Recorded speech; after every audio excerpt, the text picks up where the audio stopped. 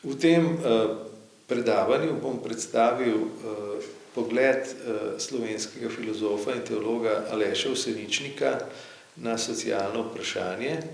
Avseničnik je bil glavni ideolog, lahko rečemo, katolištva v prvi polovici 20. stoletja, natančneje do konca druge svetovne vojne, in v nekem smislu ga lahko označimo kot nevralgično točko družbenega in kulturnega dogajanja tistega časa. Za seboj je pustil ogromen opus z različnih področij, vendar pa se bom tukaj osredotočil na njegov pogled na socialno vprašanje, ki zavzema velik del njegovega opusa, tretjino, kar kaže, kako velik pomen je pripisoval reševanju tega vprašanja. O tem pričajo tudi njegove besede, da je prizadevanje za rešitev socialnega vprašanja apologija krščanstva. Se pravi, braniti krščanstvo pomeni poskušati rešiti socialno vprašanje in je to tudi dolžnost kristjanov. Moram reči tudi, da ko govorimo o Avseničnikovi viziji rešitve socialnega vprašanja, lahko to besedo Avseničnikova postavimo v narekovaje, kajti on ni razvil nekega izvirnega pogleda na to, kako rešiti socialno vprašanje v svojem času, ampak je zvesto prevzemal družbeni nauk katoliške cerkve, ki pa ga je poskušal potem uporabiti, implementirati, presaditi v konkretnem slovenskem prostoru. Avseničnik je bil, se pravi, zvest materi cerkvi in njenemu nauku. Zato lahko mogoče najprej v kratkih orisih predstavim družbeni nauk cerkve, ki je imel vpliv na Avseničnika in oblikoval njegov pogled. Tukaj so važne ali pomembne v prvi vrsti tako imenovane socialne enciklike, od katerih lahko izpostavimo morda tri. Prva je in temeljna, najpomembnejša je enciklika Rerum Novarum iz leta 1891, ki jo je objavil papež Leon XIII. To je temeljna enciklika družbenega nauka cerkve vse do današnjih dni in je imela ogromen vpliv po celem svetu, ne samo na Avseničnika, ampak tudi na Avseničnikove predhodnike, na primer na Antona Mahniča, ki je bil pred Avseničnikom glavni ideolog katolištva na Slovenskem. Potem druga enciklika je Quadragesimo Anno, 40 let kasneje, 1931, ki jo je objavil Pij XI. In ki je med drugim razglasila, da sta socializem in krščanstvo nezdružljiva. To je tudi povzročilo, da je Avseničnik nehal uporabljati izraz krščanski socializem za nauk, ki ga je zagovarjal. Pred tem je svoj nauk, ki ga je zagovarjal, imenoval z različnimi imeni. Eden od njih je tudi bil krščanski socializem, drugi pa je bil tudi solidarizem. In ta izraz je prevzel od jezuita Peša. Tretja enciklika je Divini Redemptoris, ki jo je prav tako objavil Pij XI. In ki je obsodila komunizem. No, nekatere značilnosti družbenega nauka cerkve ki so prisotne že v Rerum Novarum. Rerum Novarum se je, lahko izpostavimo recimo naslednje točke. Ena najpomembnejših stvari je recimo poudarjanje pravičnega plačila in papež poudarja pomen pravičnega plačila. To mora biti tako, da omogoča dostojno življenje delavcem in njihovim družinam. Ob tem je treba povedati, da je dolžnost delodajalca, da omogoči, da delavci in njihove družine skrbijo tudi za svoje duhovno ali versko življenje. Se pravi, morajo omogočati obiskovanje maše, obredov in tako naprej, se pravi, prosti nedelje morajo biti prosti delovni dnevi in tako naprej. Se pravi, ne samo dostojno materialno življenje, ampak tudi dostojno duhovno življenje. Kajti brez duhovne podlage tudi gospodarstvo ne more biti na dolgi rok uspešno. Potem se pravi dostojna plača, to je središče cerkvenega nauka, pošteno plačilo. Druga stvar je poudarjanje pomena zasebne lastnine. Se pravi, po cerkvenem nauku človeku po njegovi naravi, iz človeške narave izhaja, da mu pripada zasebna lastnina. To je, lahko rečemo, metafizični ali antropološki vidik. Ampak potem je pa tukaj tudi praktični vidik. Cerkev je menila vse skozi, da to, da delovni stanovi nimajo zasebne lastnine, da to škodi delavcem, ker so brez zaščite in so na milost in nemilost prepuščeni prodajanju svojega dela za vsako ceno. Se pravi, prva točka pošteno plačilo, druga točka v Rerum Novarum, ki lahko izpostavimo, je zasebna lastnina. In to sta dve, bi rekel, zelo, zelo pomembne. Tretja pa je bila točka, ki je povezana s to, je tudi za pomen, bi rekel, zemlje, to, da poseduješ zemljišče, da poseduješ določeno zemljo.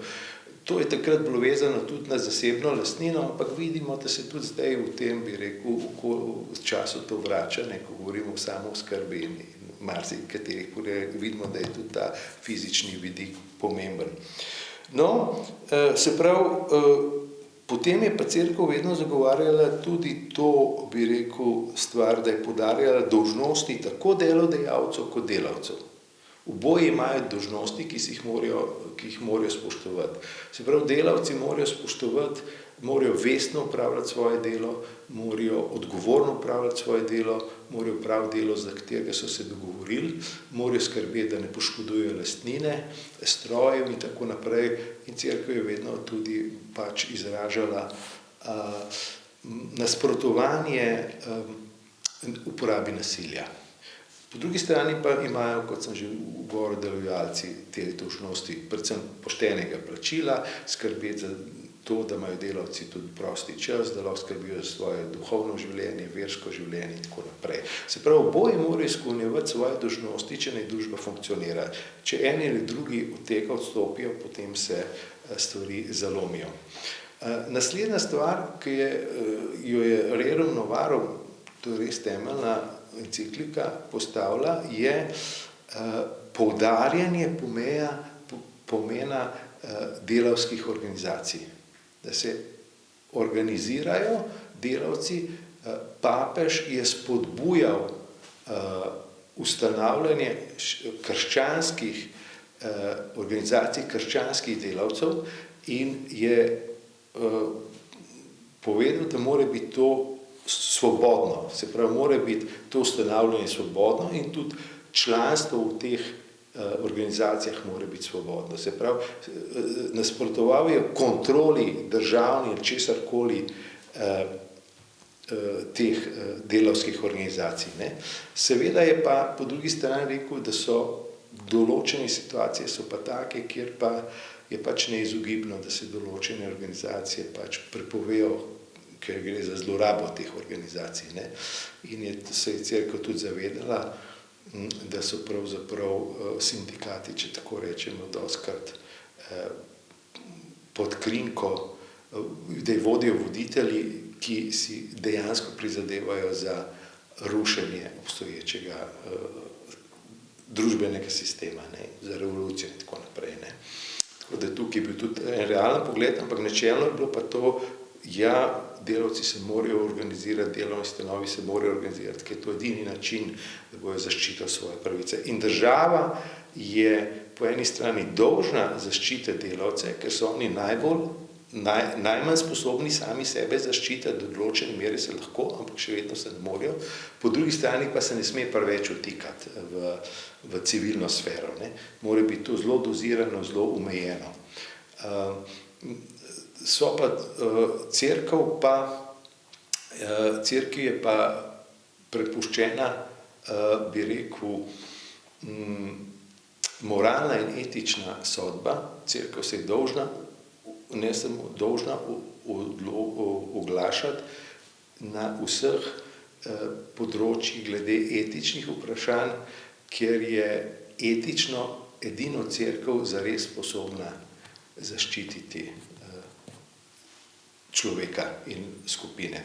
To so te osnovne stvari, ki so se potem razvijale in na tej podlagi so se potem tudi obsojali ali marksistični socializem ali komunizem in tako naprej, izhajajoč iz teh stvari, ne, kako je potrebna zasebna lastnina, ne, kako je potrebna religija, ne, kako se je potrebno izogibati nasilju in tako naprej. To je bila podlaga tega, ne. Cerkev je relativno pozno ali pa se je malo pozno odzvala na izzive, ki jih je prinesel kapitalizem, ampak z Renom Novarom so se pa stvari spremenile že prej in se je prišlo do sprememb v mišljenju in potem je Renom Novarom bila sad tega. No in to je imelo, se pravim, ogromen vpliv že na Ušeničkove predhodnike in pol na samega Ušeničnika in tako naprej. Tako da to so bili tudi Ušeničnikovi, vsi ti pogledi so bili tudi Ušenični pogledi in Krekovi pogledi, potreba po organiziranju, potreba po organizacijah in to, da v bistvu je družba potrebna prenove. No, in Ušeničnik je imel v skladu s doslej povedanim to vizijo prenove. Se pravi, ta vizija prenove je zajemala, kot vidimo že iz povedanega, obe plati. Tako bi rekel, socialne odnose, socialno gospodarstvo je treba, bi rekel, organizirati, da bo etično gospodarstvo in na drugi strani potrebna duhovna prenova, ne. Socialno gospodarstvo je takrat cerkev zagovarjala en nauk, eno doktrino, ki se imenuje korporativizem, ne.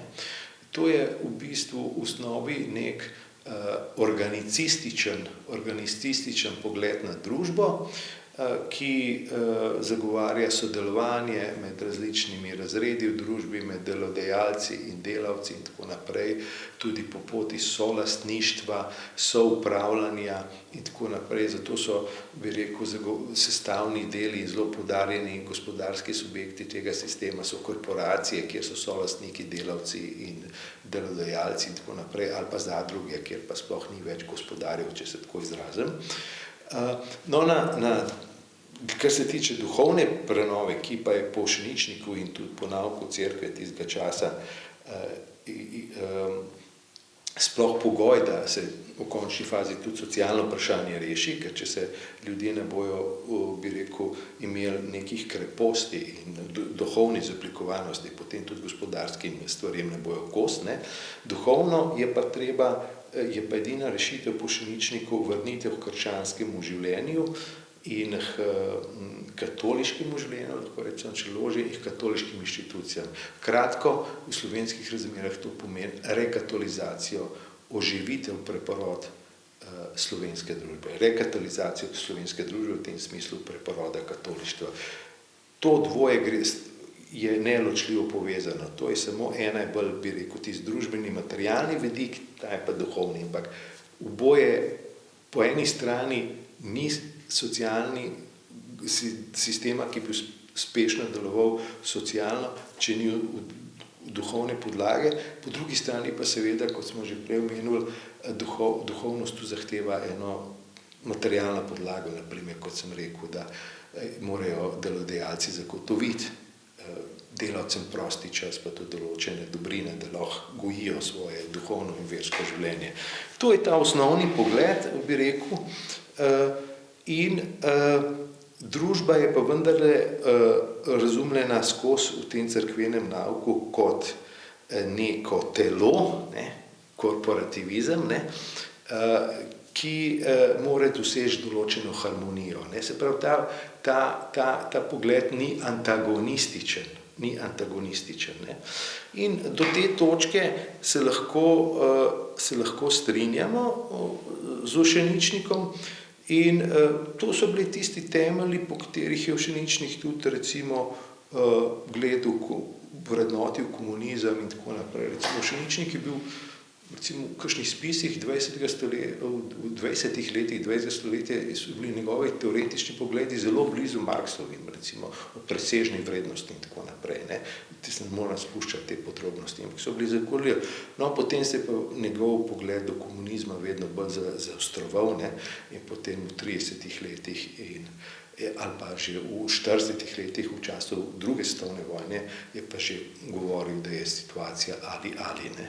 Ali Satan, komunizem, ne, ali pa katoliška cerkev, ne, Kristus, ne. Ni druge, ne. To je, v 20 letih je pa cel kup, se pravi, nauk o presežni vrednosti in tako naprej, je imel celo v določenem obdobju sprejel skoraj da Marxovo stališče, kar se tega tiče. No, tako da so to zanimiva, bi rekel, spremembe in razvoj teh pogledov, ne, ampak to je ta osnova, ne, ampak do te mere se lahko strinjamo, se pravi, Ušeničnik je tudi uporabljal dikcijo preseganja delitve med delom in kapitalom, ne, in to bi se dosegalo skozi zadruge, skozi korporacije, katerih je solastništvo in tako naprej, ne. In tukaj se lahko strinjamo, tukaj je veliko dobrega in to so te pozitivne plati korporativizma, ki jih tudi danes, jaz mislim, da jih moramo upoštevati, se jih tudi upoštevamo, imamo razne posredniške organizacije, tudi v slovenski sodobni družbi, ne, neke svete za gospodarsko delovanje in tako naprej, za dialog in te stvari, ne. So pa tudi seveda tukaj ene, bi rekel, če tako rečem, sumljive ali kočljive plati, ne, tega korporativizma, zaradi katerega se je tudi potem cerkev odpovedala in nehala uporabljati sam izraz, termin korporativizem. So se mu odpovedali, ne? Kar pa ne pomeni, da so se tem elementom sodelovanja, preseganja, bi rekel, razkola med delom in kapitalom odpovedali. Ampak sam termin je seveda tudi postal problematičen zato, ker so se na korporativizem sklicevali tudi razni avtokratski režimi, ne, ali pa celo totalitarni, ne. Italijanski fašizem, ne, so imeli za korporativizem, potem na Portugalskem, v Avstriji, ne, so avtokratski režimi pač razvijali korporativizem. In papež se je, bi rekel, sicer ne precej jasno, verjetno tudi politične situacije, ne, kritično distanciral ali pa izrazil do fašizma, ne, in korporativizma, se je pa tudi sam nauk cerkve seveda spremenil, ne, od nekih, bi rekel, zelo euforičnih izjav Mussolinijev, ne, pa potem, ko so videli, kam stvar pelje, se je pa majčkeno spremenilo stališče. No, in to so te pozitivne. Pasti so pa, kot sem rekel, prvič ta korporativizem, že sam koncept je izraz, termin je omadeževan, če tako rečem, ne. Potem so pa še neki drugi elementi Ušeničnikovega nauka, ki so tudi problematični, ne. Tukaj je predvsem, bi rekel, pogled, da v bistvu se bojo problemi lahko reševali če bomo nekako homogenizirali družbo, ne, da se čim več bo katoličanov in samo tako se bo lahko reševali problemi, da se bojo pravzaprav razreševali znotraj katoliške cerkve, ne. Znotraj katoliške cerkve. Tukaj se bo odločalo, ne. Ostali bojo pa vprašanje kaj, ne. Se pravi, nek ne dovolj pluralističen pogled, ne. Se pravi, nek homogen pogled, včasih temu rečemo tudi integrizem, ne. No, in to je problem, iz tega vidika pa ta Ušeničnikov model ni najbolj posrečen, ne. Ker že takrat je bila družba seveda slovenska in evropska in tako naprej strahotno heterogena ali raznotera v vrednotnem nazorskem pogledu, ne. In je bila taka homogenizacija in rekatolizacija v tem smislu utopična, ne. In to je spoznala tudi sama cerkev, ne, še posebej na drugem in po drugem Vatikanskem koncilu, ne, ki tudi pač zdaj uporablja drugo govorico, drugo dikcijo, ne. Ne govori se več samo o katoličanih znotraj cerkve, ampak vseh ljudeh dobre volje in tako naprej. Se naslavlja, ne, se poziva, ne. Tako da ta model, bi rekel, je bil v tem smislu malce neposrečen. Tako da lahko dve komponenti izluščimo. Po eni strani mislim, da kljub določenim pomislekom, ampak da so te, bi rekel, ugotovitve družbenega, socialnega nauka, ne, da so, bi rekel, solidarizma, da so pravilne, da v teh svojih osnovnih smernicah, ki poudarjajo solidarnost, ki poudarjajo skupno dobro, ne, ki poudarjajo subsidiarnost, to so vsa načela sodobnega družbenega nauka, da je to pozitivno, da to lahko ohranimo.